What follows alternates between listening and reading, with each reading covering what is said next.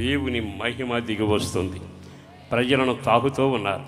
మన మధ్యలో దైవజనుడు ఎర్నెస్ట్ తాతిపూడి గారు ఉన్నారు. యవ్వన కాలమందు సేవ చేస్తూ దేశ విదేశాల్లో బలంగా వాడబడుతున్న దైవజనుడు. ఆయన గురించి చాలా ఎక్కువగా విన్నా, దేశ విదేశాలలో కూడా. ఆ తదుపరి మన వర్గీస్ పాస్టర్ గారి ద్వారా ఒక్కసారి ఆ వర్గీస్ గారితో మాట్లాడినప్పుడు తప్పకుండా నేను మాట్లాడతానని దైవజనుడితో మాట్లాడటం జరిగింది. వారు తర్వాత నేను ఫోన్ చేసి మాట్లాడితే చక్కగా స్పందించారు. మన మధ్యలో దేవుని వాక్యం చెప్పడానికి చాలా ఇష్టపడుతూ సంతోషంగా తన కుమార్తెతో కూడా వచ్చారు.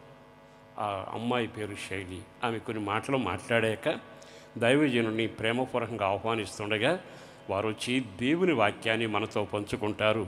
చేతులు ఊపుకుంటూ ఒక్కసారి గట్టిగా హల్లెలూయా చెబుదాం. హాయ్ అందరూ, praise the Lord. My name is Shiloh. అందరికీ వందనాలండి. నా పేరు శైలో.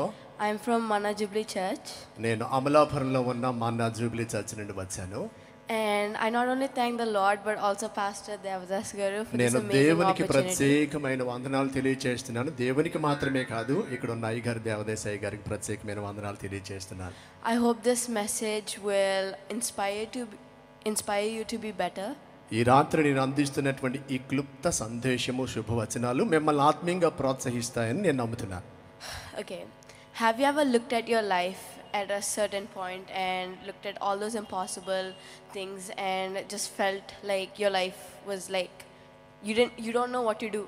కొన్నిసార్లు మీ జీవితాన్ని మీరు చూసుకుంటా ఉన్నప్పుడు ఏమీ అర్థం కానట్లుగా, ఏమీ చేయలేని పరిస్థితిలో నిరుపయోగంగా ఉన్నట్టుగా కనిపిస్తూ ఉంటుంది. Like a dream is just too far away. కొన్నిసార్లు మీరు కన్న కలలు చాలా దూరంగా ఉన్నట్టుగా నెరవేర్చబడకుండా, like your situation is too broken to be fixed. అలాగునని మీ జీవితాల్లో వచ్చిన పరిస్థితులు విరిగిపోయినట్టుగా మరలా కుదర్చబడవన్నట్టుగా ఉండవచ్చు. Let me introduce you to these three people, Noah, Abraham and Sarah. They were not superheroes, but they were just ordinary people. ఈ రాత్రికాల సమయంలో అలాంటి పరిస్థితుల్లో ఉన్న మీకు ముగ్గురు వ్యక్తులను పరిచయం చేయనివ్వండి. వారు ఏమాత్రం కూడా హీరోలు కాదండి, మనలాంటి వారే నోవహు, అబ్రహాము మరియు Sarah. They did something extraordinary. They chose to believe when it didn't make sense. వారి జీవితాల్లో విశ్వాసం ఉంచడానికి అవకాశం లేనప్పుడు వారు దేవుని యందు గొప్ప విశ్వాసం ఉంచారు. Like Noah, he was asked to build a boat in middle of an empty land. చూడండి, నోవహు జీవితాన్ని గనుక మనం పరిశీలిస్తే ఆయన ఖాళీ ప్రదేశంలో, ఎడారి ప్రాంతంలో ఓడను నిర్మించమని దేవుడు కోరాడు. No seer nearby. People laughed at him. They called him crazy, but he built it anyway because God asked him to. ఆయన ఓడను నిర్మించినప్పుడు అదంతా ఎడారి ప్రాంతము, సముద్రం కూడా దగ్గర లేదు, వర్షమే ప్రజలకు తెలియదు. అలాంటి సమయంలో ఓడను నిర్మించమని ప్రభు కోరారు. ఆ పని చేస్తూ ఉంటే ప్రజలందరూ పిచ్చివాడిగా చూశారు. Sometimes in your life you just have to start building anyway. అలాగుననే మీ జీవితాల్లో కూడా కొన్ని నిర్మించమని ప్రభు మిమ్మల్ని కోరుతూ ఉండవచ్చు.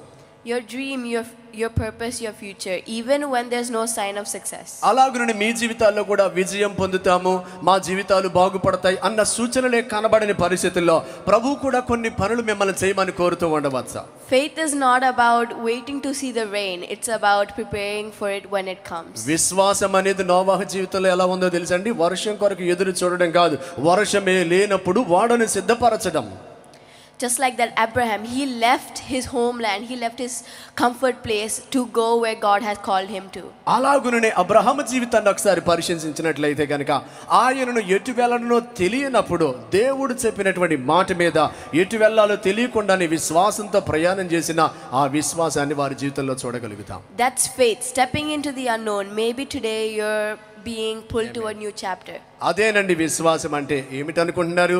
ఎటు వెళ్ళాలో తెలియక, ఏం జరుగుతుందో తెలియక దేవుడు చెప్పాడు కాబట్టి అడుగు పెట్టడం మీదే విశ్వాసం ఆధారపడి ఉంది. But just like Abraham, take that first step. కాబట్టి అబ్రహాము వలె ఆ మొదటి అడుగును మీరు తీసుకోనండి. Don't let fear of the unknown stop you from going further. మీ జీవితంలో ఆ మొదటి అడుగు వేసినప్పుడు ఏం జరుగుతుందో అనే భయము నుండి మీరు దూరంగా పారిపోయినట్టుగా విశ్వాసంతో అడుగులు వేయండి. Sarah was 65 years old and Abraham was 75 years old when they were told that they were going to have a son. సారా జీవితాన్ని చూడండి. సారా జీవితంలో 65 సంవత్సరాలు ఉన్నప్పుడు, అబ్రహాము జీవితంలో 70 సంవత్సరాలు ఉన్నప్పుడు ప్రభు చెప్పారు, మీకు బిడ్డను నేను ఇస్తానని చెప్పారు. They waited 25 years old. They waited 25 years with faith. వారు విశ్వాసముతో 25 సంవత్సరాలు ఆ వాగ్దానం నెరవేర్పు కొరకు చూడాల్సి వచ్చిందండి. చాలా సంతోషం, చక్కని మాటలు విన్నాం. బిడ్డ ఇంకా భవిష్యత్తులో ఉన్నత స్థాయిలో ప్రభు పరిచయలో కొనసాగాలి. అట్టి కృపా బిడ్డకు దేవుడు దయచేయును గాక. గట్టిగా చప్పలు కొడదామా?